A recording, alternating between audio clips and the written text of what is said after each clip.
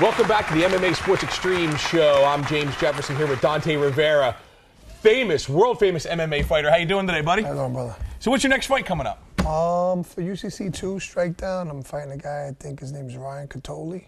Excellent. That's going to be up at the Armory. Yes, sir. Up in Jersey City, coming up May 14th at the Armory. And what's your record right now? Because you've been hitting a lot of fights. 23-7. 23-7. That's a serious record. That's excellent. So you've been training a lot, doing the Brazilian Jiu-Jitsu. Have you been working on your striking too?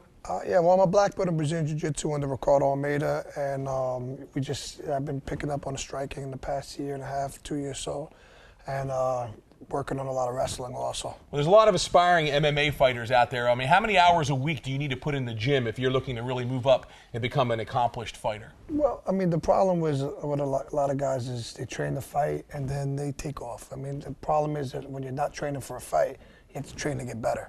So a lot of guys don't progress, they stay the same. And for any advice for any guys who just get into the sport, I mean, don't dabble in 10 things at once, you know?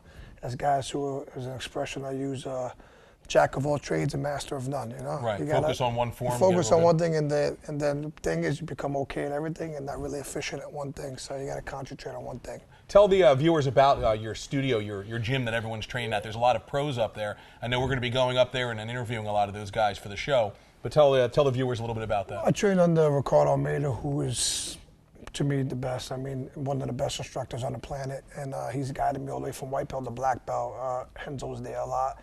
I mean, I don't have to say anymore. Renzo Gracie's just like a fountain of knowledge. We have Frank Yeager now, who's the world champion.